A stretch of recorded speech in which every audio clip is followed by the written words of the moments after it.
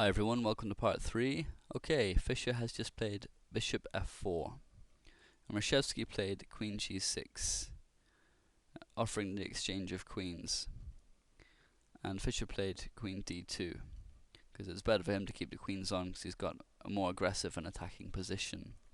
And he writes here that he'd overlooked Reshevsky's reply, bishop takes h3, and adds, Reshevsky chopped it off fast. He doesn't wait to be asked twice.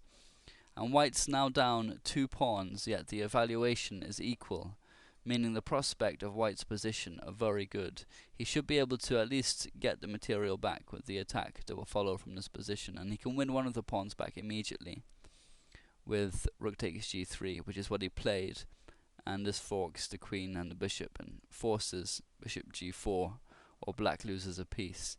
So White is still down 1 pawn, but he has the initiative, and that's far more important than material, given the position. Although Reshevsky has now succeeded in transferring the light squared bishop to the king side and in sealing the g file, so Fischer was compelled to start operations on the h file instead, with the rook h1, using these nice open lines that he's created towards the black king. If instead rook dg1, f5 counters easily, so it's not as effective as rook h1. So now came rook fe8. Reshevsky finally gets a rook involved in the game, and knight e3 from Fischer, applying more pressure to the pinned bishop, and it's starting to become difficult for Reshevsky to defend his position. He played queen e4, presumably anxious to simplify, consolidate, and go into an endgame a pawn up. From e4 the queen's attacking the rook at h1, so apparently the problem of the pin on this bishop is solved, but this was a blunder. Also bad is the tempting queen f6 with threats on b2, because now simply knight takes g4 is winning. After queen takes b2 check, king d1, white is fine, and black has nothing to show for the piece that he's down. Despite having 2 pawns for it, he's still at a losing disadvantage. If rook a d8, then rook d3, and white's fine. The correct defense for Reshevsky, instead of queen e4, was f5, which holds okay, and white's advantage is minimal, though he would probably still be able to build up a strong attack. It would take a lot longer. So, anyway, queen e4 from Reshevsky. Now queen h2 is how Fischer continued, which Reshevsky, in time trouble, must have missed, because now white has a winning advantage at +3 on the evaluation, according to Fritz. In Fischer's own words, now the roof caves in. Reshevsky tried bishop e6. Also possible is bishop f5 in order to defend h7, but now rook takes g7 and white wins. After king takes g7, knight takes f5 check, queen takes f5, and knight d4. White's attack will win the game easily. So, bishop e6 anyway. And now Fischer played rook takes g7 anyway, a very nice exchange sacrifice to get an attack on the dark squares. Here he writes, that does it.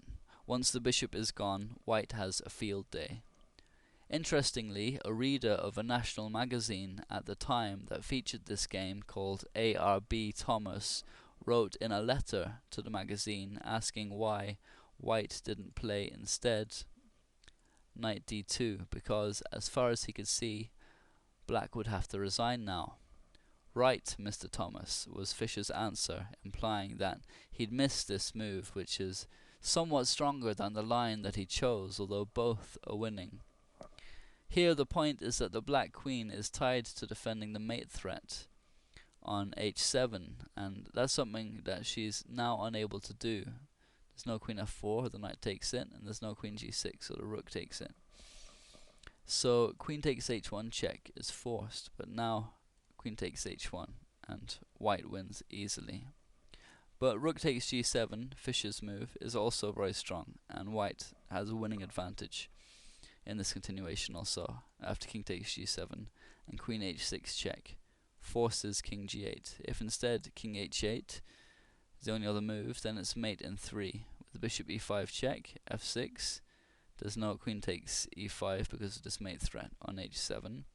Bishop takes f6 check, king g8, and queen g7 is mate. So king g8, and now rook g1 check. Again gives black only one decent response. Queen g6, he has to sack his queen. So rook takes g6 check, and f takes g6. And with a queen and a knight against 2 rooks, white wins easily, especially given this powerful dark squared bishop giving the pawn structure around the black queen. It's only a matter of simplifying and going into a winning endgame if black doesn't get mated in the process. And Reshevsky could reasonably resign here, but he played on a while more. Fischer continued with knight d4. Now came rook a d8 and bishop e5, threatening mate on g7. So rook d7 to defend that. And now Fischer simplified with knight takes e6. And after rook takes e6, he played knight g4, threatening knight f6 check, winning the exchange. So Reshevsky played rook f7, and Fischer answered with queen g5, threatening queen d8 check and mate to follow quickly. It allowed Reshevsky an inconsequential check with rook f1. So now came king d2 and h5, optimistically advancing the passed pawns and hoping perhaps to win the bishop here on e5 after the knight moves, but it's desperation. After rook d8 check, Reshevsky was forced to resign. The only move that doesn't avoid mate is rook f8, but now comes knight h6 check, and black has only one move, king h7, and now queen takes f8. And if rook takes e5, knight f7, and white has an advantage of about 12 pawns, so it's absolutely game over.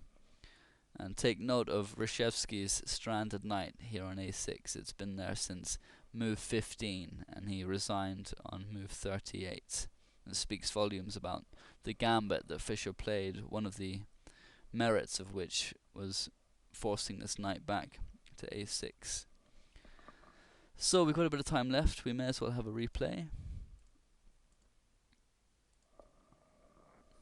It's a very sharp game from both sides, and one of the things for which Fischer was renowned was his opening preparation, and that's one of the things that won him this game. Reshevsky was only familiar with the old main lines, and Fischer was always up to date on all of the latest lines and all of the openings he played, so of course that was a big advantage. And in combination with Reshevsky's famous weakness with regard to the opening and using too much time on his clock, which is something that does happen with regularity to many players. Ivanchuk is another example of that. Fischer knew both of those things would combine to give him a winning game. Unfortunately, the match itself was never finished. It was abandoned halfway through after arguments with the organisers, something that happened with a degree of regularity over Fischer's career, although it's somewhat exaggerated by people who want to portray him in a bad light. There's a famous interview on YouTube where he's talking to an interviewer on an American chat show, and he says he played in over 60 tournaments and he dropped out of, I think it was 2 of them, due to disputes with organisers. So those claims are exaggerated, but this match was an example of when it genuinely happened. But anyway, look at the position here. All of these pieces attacking the lone black king. It's how he manages to get these brilliant players into positions where they're just absolutely at his mercy is unreal. I mean, Reshevsky was a child prodigy, absolutely gifted man when it came to chess. You know, he beat Capablanca and, as I said, all of the great champions of the early 20th century, and he had a brilliant record, and Fischer just makes it, as usual, look very easy in this game. But as I was saying, the match itself ended up tied, and it was abandoned halfway through, but it was clear in this match and in the rest of their games that Fischer was by far the strongest player. So that's it anyway. A great game from Fischer to conclude this series. He's certainly one of my favourite players of all time. So I hope you enjoyed seeing some of his great games, and please leave any comments or thoughts. Thanks very much.